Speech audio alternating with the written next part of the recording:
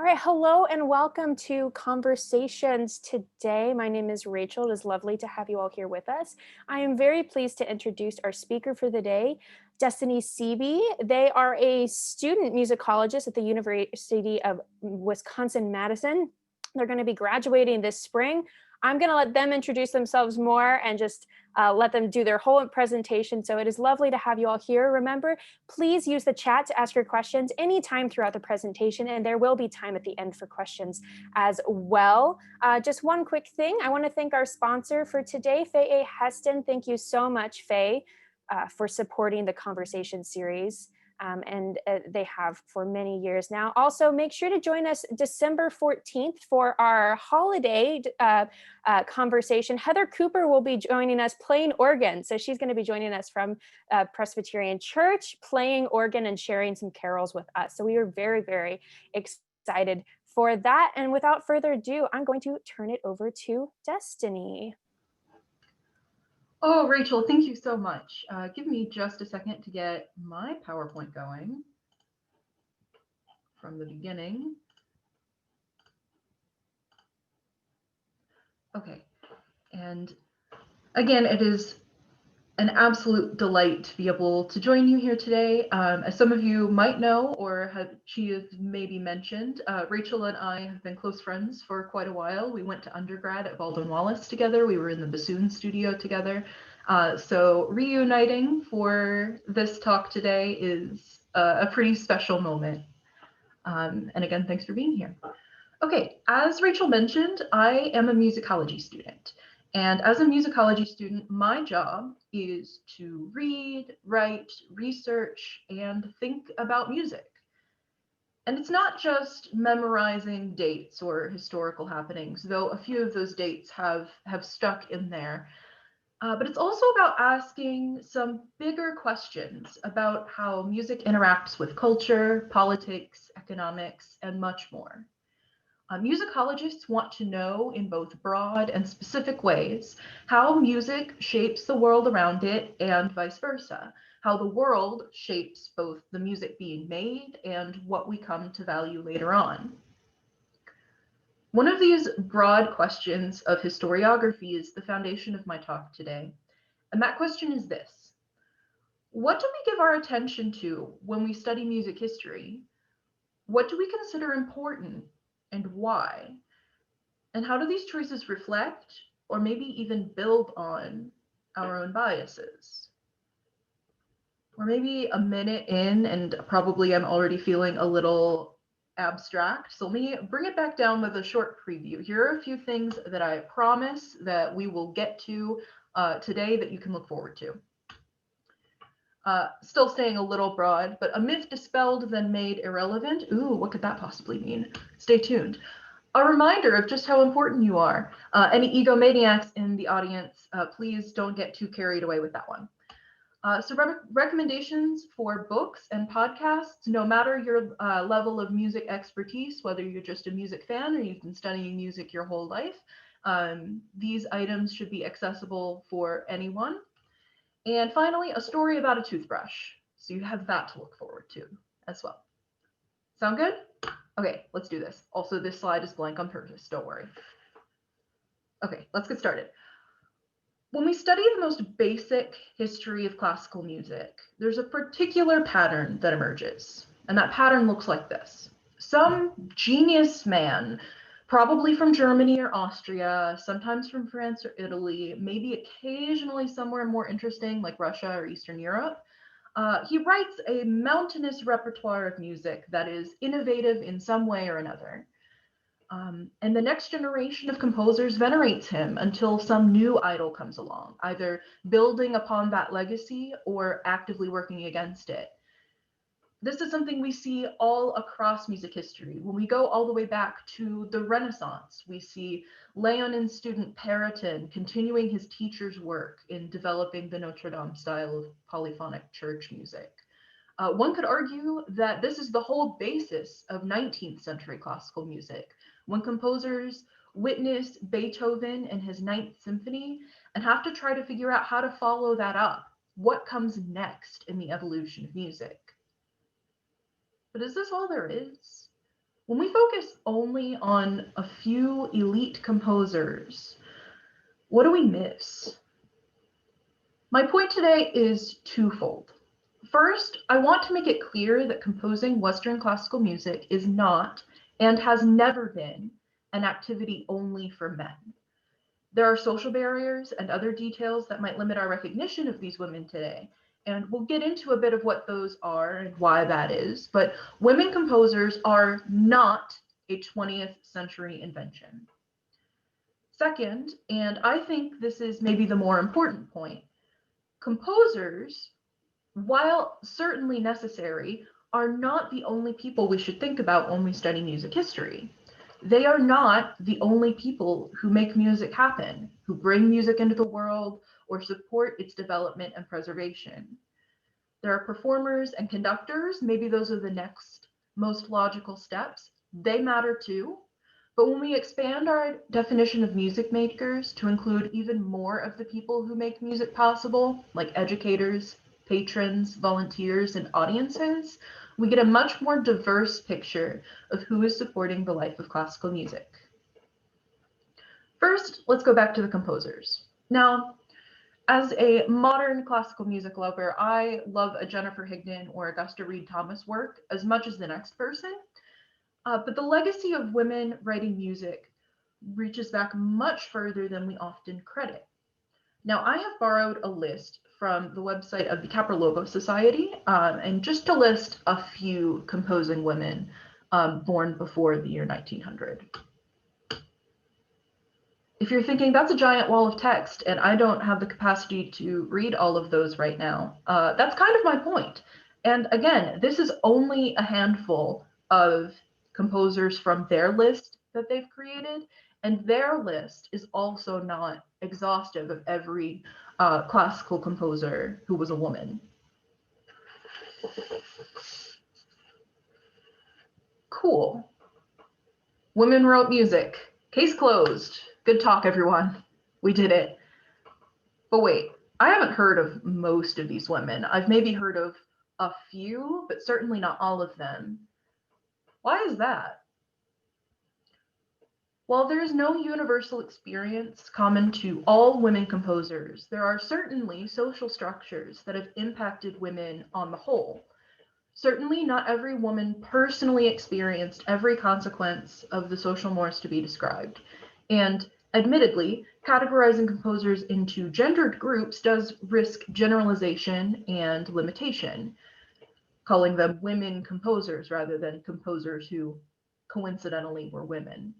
However, many practices in educational and professional circles proved to be disadvantageous at the institutional rather than personal level, and I don't think they can be ignored.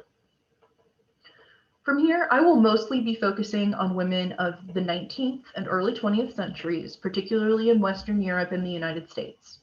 That said, many of these principles also carry to other times and places. So speaking very generally, 19th and early 20th century women experienced various sociocultural barriers imposed on them due to their gender. In everyday life, women often, though not exclusively, fulfilled more domestic roles than professional ones, and were usually expected to defer to men. Likewise, women's musical lives were restricted mostly to the home for salon or parlor performances, a space that, by definition, restricts public musical access. On the one hand, this lends an air of exclusivity to women who write and perform classical music. It becomes an elite practice for women of high society who can spend their time pursuing music rather than having to work outside the home. On the other hand, the privacy of the home music sphere leaves modern historians with fewer documents to study in our efforts to piece together musical happenings. We know general practices more than we know individual artists or pieces of music. One resulting factor is the type of music we see written by women. Works for solo piano or art songs for voice and piano accompaniment are among the most common compositions by this group. This happens for a couple of reasons.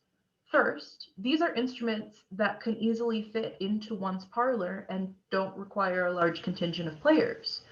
We don't see nearly as many women composing symphonies, for example, because when would they ever have a full orchestra in their living rooms? If they could even fit one, let alone afford to hire one out. For the same reason, we also see a great number of 18th and 19th century male composers, people we know, like Mozart and C.P.E. Bach, writing more popular style works for the piano so they can market their sheet music and have it show up on any sophisticated ladies' music stand. There's also the issue of which instruments were considered appropriate or ladylike for women to work with. The cello might be an obvious example of a no-go, since of course the cello generally rests between one's legs. That might be obvious as a not very ladylike instrument, but that's not the only example. We also don't see many women playing wind instruments until the end of the 19th century, because the distortions of one's face while playing, especially for brass instruments, but really any woodwind or brass, were considered undignified. With all this emphasis on high society, it is not a coincidence that some of our names on this list have royal or aristocratic titles. I don't claim that this is every single one. I've just bold-faced some of the examples here.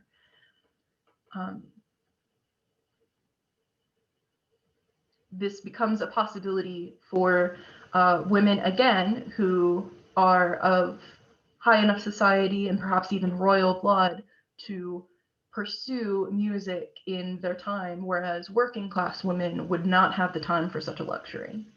One other pattern that we might see is that of women in musical families, different boldface this time. Perhaps their father or their brother is someone whose name we're more familiar with, someone like Fanny Hensel, who was the sister of Felix Mendelssohn, Clara Wieck Schumann, who was married to Robert Schumann, Francesca Caccini, her father was a major composer in the pre-Baroque era, and so on. These were people who had musical resources right in their homes, so frequently did receive a decent music education as children. On the performance side, we can remember Mozart as a child prodigy touring all of Europe, but less often we remember that his sister Anna Maria, or Nannerl as she was called, was also an accomplished pianist in her own right. The difference, of course, was that it would have been inappropriate for her to work as a musician. So once she reached marriageable age, she stopped giving public performances, whereas, of course, Mozart did not stop working in music. Even these women of means and musical resources, however, still faced more barriers than respectability. Though these women participated in the classical music world, they also faced varying degrees of exclusion from professional networks and other public musical realms. For example, women were permitted to pursue music at the collegiate level in the late 19th century, but their areas of study were frequently limited to those leading to home-based vocations, such as piano or voice pedagogy, or parlor singing. Scholar Judith Tick, who's another musicologist just like me, writes that women who sought to compose or perform in orchestras were thought by many men to be a detriment to an already limited job market, and were thus discouraged during their student years. All of that said, although many of these compositions by women keep to all of these guidelines, there were certainly exceptions all along. There are some extraordinary women who wrote in larger forms, like works for the symphony orchestra or writing operas. This brings me to my first promised book recommendation, Sounds and Sweet Airs, The Forgotten Women of Classical Music, by Anna Beer, which was published just a few years ago. I definitely recommend this one for anyone who is simply a music lover, but perhaps doesn't have musical training. I don't think you'll be overwhelmed by the terminology in this book. This book showcases a few of these women in particular and gives some biographical information, and also thinks a little bit more about why we have quote unquote forgotten them, if they were relevant important composers in their own time. So we get a look at Francesca Caccini, we get a look at the Boulanger sisters, one of whom ended up teaching most of our favorite 20th century composers like Aaron Copland and a bunch of others. So again, here is my first book recommendation on this topic. All of that said, the symphony and opera are not the only two forms of music, or even the two forms of art music that touch people's lives. Recognizing this introduces us to a more complete picture of music as a force in everyday life. My second recommendation, this is the podcast recommendation, is for Sound Expertise, which is hosted by Will Robin, who's a professor of musicology at the University of Maryland. And particularly his episode where he interviews Marion Wilson Kimber, who is a big scholarly hero of mine as a feminist musicologist. She is a professor at the University of Iowa. And she talks about art forms outside of the symphony orchestra and outside of opera that were run greatly by women in the late 19th and early 20th centuries. She specifically focuses on elocution, and I'll let her tell you what that is. But I also want to share a quote from that podcast, and this is actually from the host, Will Robin. And he says, "Adding a couple more women to our collection of European greats reveals a fuller picture of 19th century music. But the picture is still not nearly complete. There were a lot of women making music in the 19th century who never wrote symphonies or even sonatas. Many of them instead dedicated significant time and thought to doing something that we not only don't hear about here in our concert halls, but we also don't even learn about in our classrooms." So again, this extra emphasis on there is more depth to the history of classical music than perhaps we often give credit to. We say that some of these traditions are the ones that we don't learn about in classrooms, but now we've learned a little bit more, and there's even more to explore. Which brings me to my second overarching point. Who else matters in music making? Here's my second recommended book, and I'd like to include a quote from it here, which is, and this book is Cultivating Music in America, Women Patrons and Activists Since 1860. And I'm borrowing a quote from the introduction, and it's also on the screen. "One wonders if we have reached the point where a woman cannot be called musical if she has never learned to play an instrument or read a score, however much she may help, say, to keep a chamber music series afloat, or even steer its policies and repertoire." Again, I recommend this book particularly in insight that there are more to creators of music than simply the performers, conductors, and patrons. And in the next little bit, I'm going to be pulling a couple of statistics from this book as well. Whether through large monetary donations, volunteering, or women's committee work, gifts of manuscripts or other items, or concert attendance, women have continually outnumbered men in support of the arts. In the 18th and 19th centuries, this support often took the form of direct patronage. One wealthy person gave money to one composer so that they might write music. Here are two examples of some women you may or may not have heard of. Elizabeth Sprague Coolidge, who is on the left, commissioned everyone from Bartók to Stravinsky. She's also the chief person who made Aaron Copland's Appalachian Spring possible. On the right, we have Tchaikovsky's patroness, Madame Nadeska von Meck, to whom Tchaikovsky's Fourth Symphony is dedicated. In modern times, and particularly in the United States, our particular branch of capitalism creates a slightly different patronage setup. Arts organizations receive some government support if they're registered as a 501c3 organization, though not nearly the equivalent of their European counterparts. Remember that the next time you vote.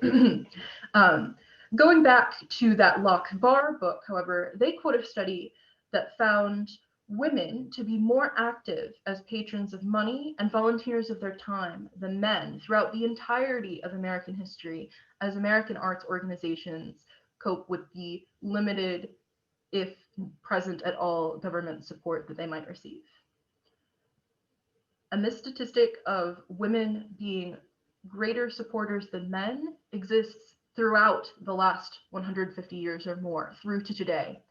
Well, the book was published in the 1990s, so up to the 1990s at least.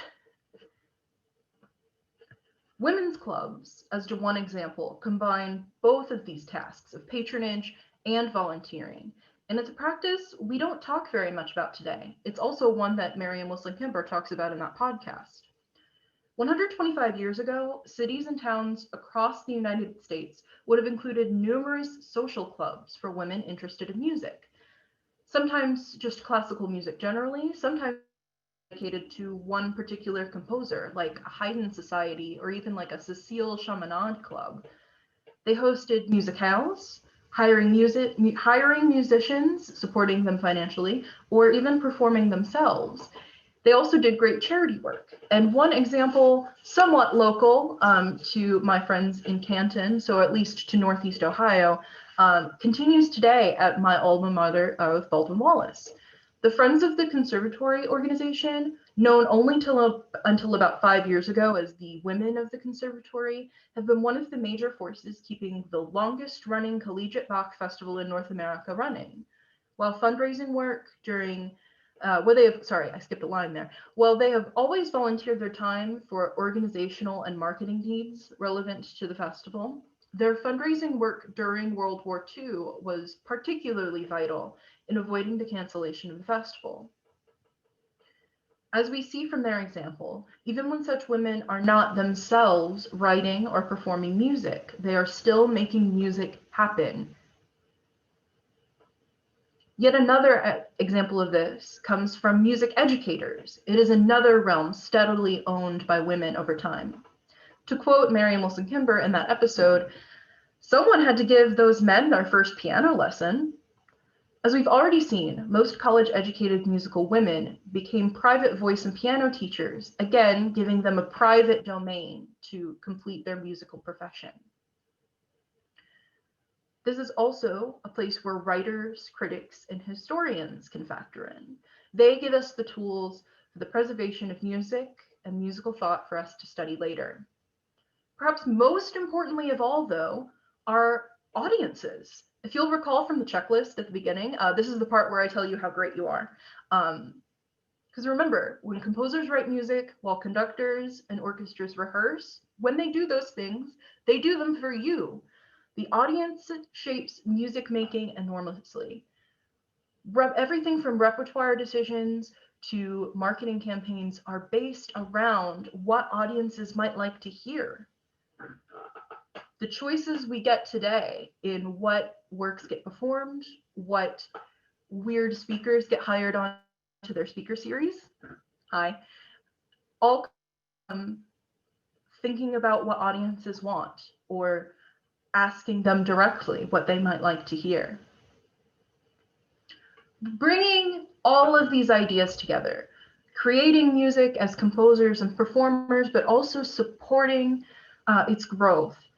Here's just one example of how this can come together in music history. In the United States, of course, the year 2020 marks the 100th anniversary of the 19th Amendment, which gave some women the right to vote, mostly white women. Anyway, music surrounding the suffrage movement gives us a fascinating window into history, in part because we're focusing on we're focusing on music written by women, performed by women, and supported by women. I'm going to cheat just a little bit. The story I'm about to tell is actually based on the British suffrage movement instead of the American one, but once we get to the end of the story, I think you'll know why I chose it. Meet Dame Ethel Smythe. May I just say, first of all, that she is one of my musical heroes. She rebelled against the wishes of her father in her decision to study music, and throughout her career, her compositions were often viewed by critics as being too powerful to have possibly been written by a woman. We've talked about how composers of her time were frequently discouraged from composing in larger symphonic genres, but Smythe defied this once again with over a dozen published works for orchestra. And one of her operas, Der Wald, was the first opera by a woman staged at New York's Metropolitan Opera. Side note, this production was in 1903. Our second opera by a woman performed at the Metropolitan Opera was an opera by Kaya Sarayaho, which was produced in 2016. Only a casual, century-long gap there. Anyway, Smythe also demonstrated her tenacity through the publicity of her queer identity and her women's rights activism. Her involvement with the women's suffrage movement is encapsulated through her anthem, March of the Women. In the year 1912, Smythe was arrested and sent to Royal Holloway Prison for her suffrage work. Her imprisonment may or may not have been due to her throwing a brick at a legislator's window. Doesn't matter. During her imprisonment, she was reported to have led a performance of her song, March of the Women, in which the singers demonstrated around the prison's yard, while Smythe leaned out of her cell's window, conducting the singers with a toothbrush as a makeshift baton. I wanted to take a little bit of time to listen, and I've chosen this recording in particular, because it is the community chorus at Baldwin Wallace. And second, you may not be able to see it super well, but the conductor is also honoring that tradition by conducting with a toothbrush. So let's listen to just a little bit of Ethel Smythe's March of the Women. Let me make sure I have shared my sound appropriately. Okay, great. When we tested this earlier, some found it to be a little loud, so keep that in mind. Maybe have your fingers on the reduce volume button as needed.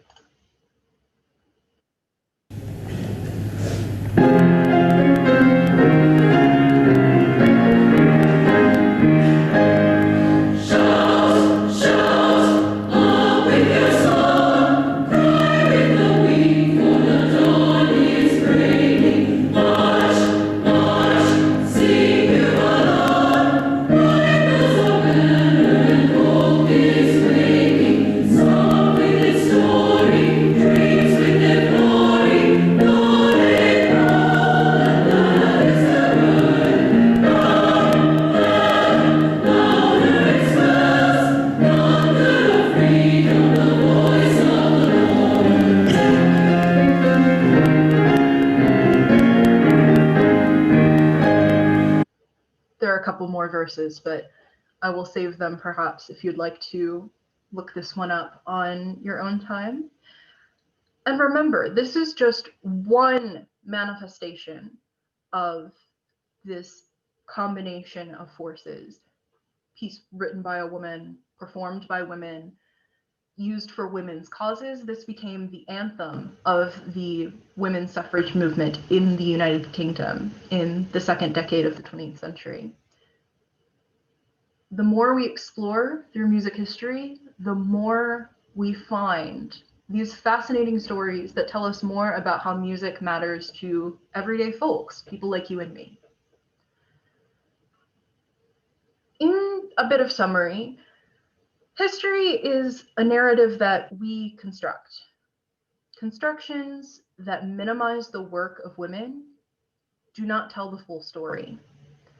There's even more work to do in expanding the canon outside of Western European classical art standards. So thinking about music not necessarily formed in this very particular tradition that we call classical music. But even in our small bubble, if you're only seeing a certain type of person, only one gender, only people from a particular country, and so on, being represented in music making, I challenge you to ask why. Is it because no other music makers existed? As we've seen today, that answer is usually no. And when the answer is no, that's also a place to ask why.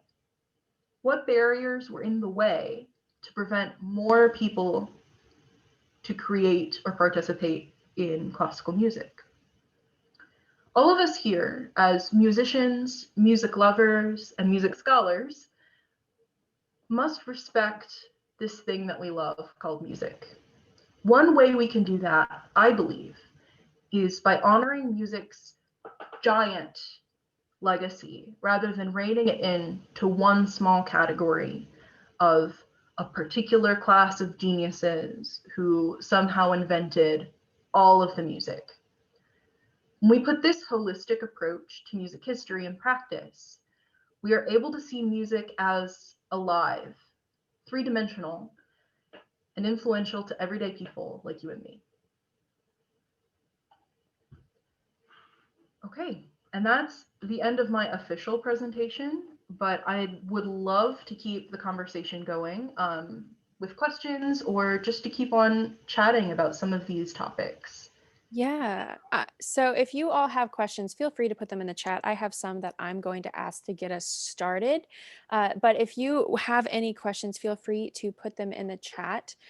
Destiny and I actually had a chance to speak last week. For those of you who don't know, we are working on a new project that's going to be released in 2021 that is a podcast. It's called Orchestrating Change, where we interview people who represent maybe underrepresented people in the classical music world, and Destiny is one of those. And we talked about the topic that we have discussed today. Destiny, I was wondering if you could go a little bit more into detail or share a little bit about these women that did write these full works, you know, the women who did write symphonies, who did write this, and maybe help us know the answer to why aren't they more well known besides just the fact that they are women. Maybe what were the other barriers that led them to not be as well known as their male counterparts, even though they were writing the same types of repertoire? Sure. So there are a couple of reasons, and some of them still tie back to gender in one way or another. One example of this is one of our huge biases when we're studying music history, when we're going through music history classes at the collegiate level, and so on, is that we focus a lot on innovators, on groundbreaking work that's new and different than anything anyone else has done. There are a couple of reasons why we see that more often in men than in women. It is not a biological reason, it's a cultural one. First, um, this expectation that women are meant to be polite and secondary in their everyday lives means that they are generally not given the liberty to push some of those barriers. They have to write music that sounds feminine, that sounds pretty and delicate.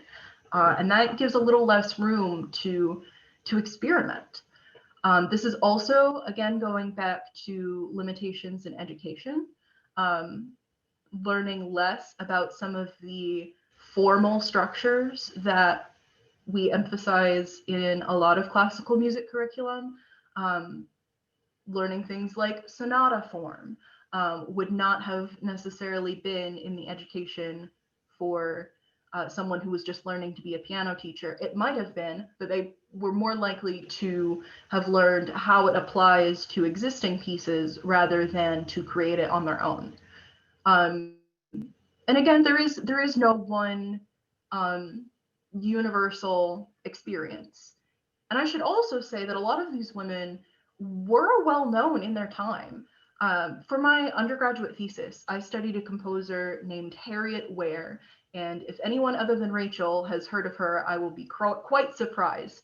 Harriet Ware was a composer most active in the early 20th century. She was born in the Midwest, but spent her professional career in New York and New Jersey. And she primarily wrote art songs, again, going back to available genres.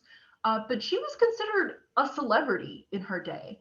Her music, just one of her songs, it was called Boat Song, in the year 1908, sold over 1 million copies of the sheet music around the world. Many of her compositions were some of the earliest that were available for radio broadcasts. If we go back to the beginning of the history of radio, it was much easier to record smaller groups like this, particularly singers, but also just singer and piano singing directly to the machines, basically. So we see this woman as a celebrity, and it's only been since her death that we've kind of forgotten who she was.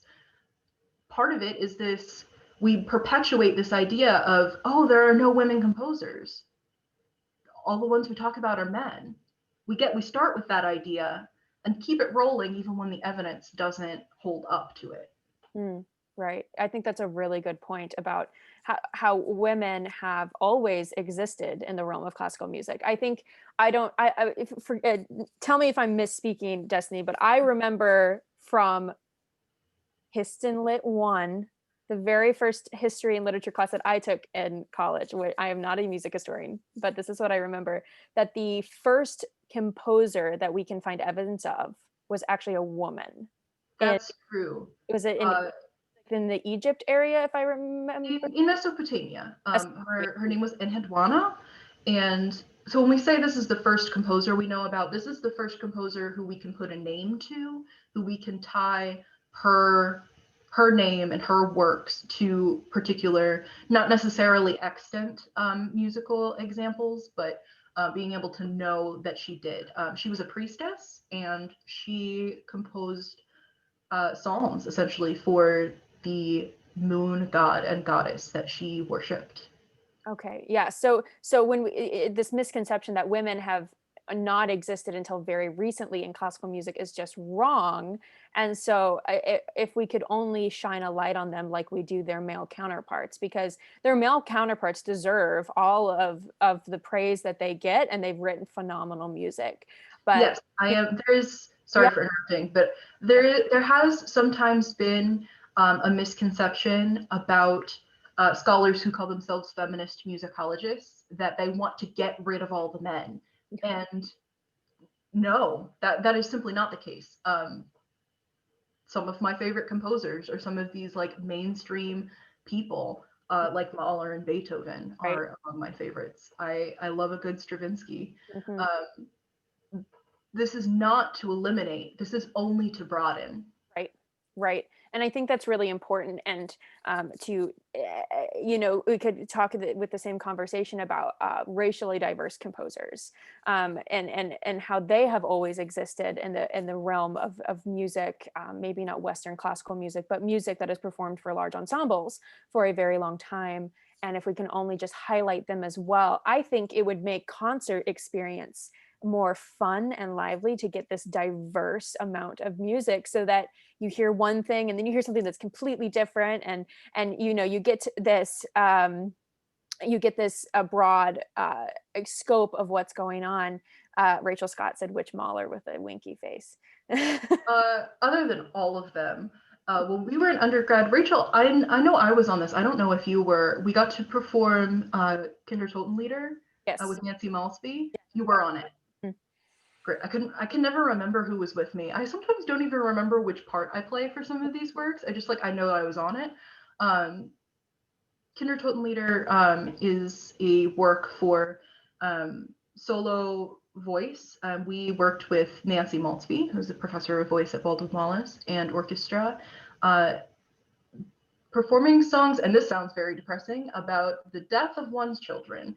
And that doesn't sound very cheery, but it was definitely a moving performance experience for me. But of course, also Mahler symphonies. I love a good Das Lied von der Erde as well. So lots of Mahler.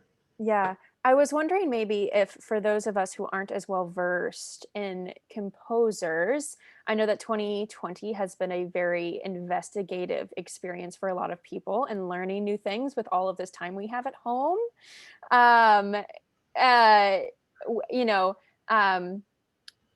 Could you maybe inform us of some modern female composers that people could investigate and look into and research as women that they can be supporting right now in their work? Certainly. Oh, and thanks for the joke, Rachel. Yes, Gustav or Alma Mahler, let's not forget her. There were a couple that I mentioned in passing toward the beginning of my talk, and I'm going to type these in the chat as well. Jennifer Higdon, who, if I'm not mistaken, Canton Canton Symphony had programmed Yes. recently. Yes. So if those of you who were able to join us last October of 2019, we performed a work by Jennifer Higdon, Blue Cathedral, which is a wonderful work, and I love it very much. But that's by Jennifer Higdon, who's wonderful. So yes, she's great, and she has lots of superb works. I almost programmed one of her works for my senior bassoon recital, but it was a chamber work, and the situation didn't quite work out with my my companions. So another composer, again, that I mentioned in the talk is Augusta Reed Thomas. So my speciality right now in research is actually a little bit different than the topic that we've been talking about today. I have moved a bit more into research of wind ensembles or wind bands, particularly in the 21st century. And so Augusta Reed Thomas, who has also written for orchestra and for other mediums, is a favorite in that realm. Yet another one, Caroline Shaw, who I'll put in the chat as well. If you've heard her name, you might know her from Roomful of Teeth, which is an experimental vocal ensemble, basically combining vocal traditions from around the world. And in addition to performing with that group, she has also composed some of their work, including one piece that won the Pulitzer Prize. That's the Partita for Eight Voices. Mm-hmm. So there are just a few, but and there are also here in 2020, there are some composers who they aren't alive currently, but are getting more attention. And I think the biggest one is Florence Price. Yes. Yes. So I attended a conference last year talking about how new editions of sheet music, particularly for her piano works, are about to be published in the coming years. And she also wrote, symphonies and others of these, larger scale works. Mm-hmm. So Right. Florence Price is not currently alive, but she is also an excellent example.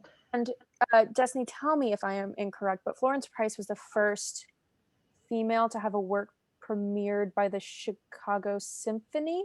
Is that correct? With her first symphony, am I mistaken that they premiered her work? That sounds correct. I think but I don't want to treat it as. I might be mistaken about that, but I think she was also the first African American to have something premiered or commissioned by the Chicago Symphony. Cornell Zolta asked Libby Larson. Do you know Libby Larson? Yes. Libby Larson is yet another example. And of course, we could keep going forever, right? On contemporary composers. Mm-hmm. And but Libby Larson is also a great example. Thank you. These are some good examples just to get started with your research if you just want to learn more and see who else is out there. Eric has asked, how does intersectionality fit in with historical and contemporary reception of women in music? That is a really good question, Eric. That is a really good question. Oh, where to start? So first, defining intersectionality for people. So intersectionality, as I understand it, is recognizing that an individual portion of one's identity cannot be separated from the other portions or from the other circumstances of their lives. So when we think about just women composers, we also have to remember people like Florence Price. The fact that she was a woman who composed was not the only factor that influenced her professional life. She was also an early 20th century African American composer. So that also brought in a lot of different challenges and circumstances. So how does intersectionality fit? I think the easiest, maybe not the easiest, but a good starting place for thinking about these things is to look at economics. And a lot of the things I said in my talk today, talking about women who overcame various obstacles, we have to recognize that they were generally women of means, which also meant they were generally white women. So intersectionality fits with this reception history when we have to take into account every aspect of one's identity. And this is, again, going back to that ending question, if we're not seeing a certain type of person represented, is it because they weren't there? Maybe they were and we're not talking about it, or maybe they weren't and there were reasons behind that too. Yeah. So this idea of we have to recognize that there are more factors than just one's gender that influence why one could compose or not. And this identity, we have to come together both with gender and race equality to talk about these issues and why we aren't seeing more women composers of color. And so I think that's really important. Wow, we got a whole paragraph there, but I think that's a really important. Thank you for bringing that up, Eric, because that's a big portion of what we're talking about right now in the orchestral community. And one of the big reasons why we have started this podcast, Orchestrating Change, is because orchestras have tended to live in this kind of whirlpool of every once in a while we'll catch of like, oh wait, maybe we should have women and composers of color, and then we just like keep going in this whirlpool and we never get out of it. And so I really think that intersectionality is a really important point to bring up. So Rachel has asked how understandings of musical genius and innovation have evolved over time, and how, if this has facilitated women's participation in music making and composition. Wow, that is a big question. I'll try to tackle some of it. So I think a lot of this roots back particularly to the 19th century. In the Baroque era and before, we see music more frequently as a utilitarian thing. A composer is requested by the religious or political leaders where they are to write a particular piece of music for a particular task, like, for example, for a particular church holiday or a particular mass occasion. They write that music and that's it. This is part of why music from so long ago is hard to study, because we haven't preserved a lot of it, because why would it have been preserved? Really, one of the first people who gets super interested in cataloging his own works to be preserved for later is Johann Sebastian Bach. This is where it starts a little bit. And this, from Bach up to Beethoven, is really when we get this transformation into music being more an expression of an individual. So again, expressing genius there rather than, again, that utilitarian purpose, becomes something that we start listening to music from the past rather than music of the present. I don't remember exactly who to attribute this quote to, but I remember some writer in, I think, the Renaissance saying something like, any music that's worth listening is not more than 50 years old.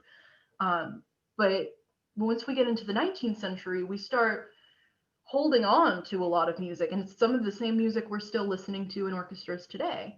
I think a lot of classical era composers would be really surprised that we still know their names and listen to their musics today, because then the trend was to focus on whatever the next new thing was. Mm-hmm. So this contributes to the elevation of an individual creator, and almost like an idolatry and a raising to, we've kept this music around because this person who wrote it was a genius. And I am skeptical of that word, not because there aren't extraordinary music makers over time, but frequently we attribute it to factors that someone is simply born with, and that's when we get into this dangerous place of it often going to a very particular type of person, a man often of German or Austrian descent. Mm-hmm. Yeah. So do you think that now that we are starting to come into this more quote unquote forward thinking era, maybe a little bit, that in 50 years or so, women may start to be considered part of that canon? Or do you think that classical music is going to start to shift its thinking to just be more in the present moment like it was in the Renaissance, maybe. I think those are two very extremes, but that's kind of where my brain is fluctuating.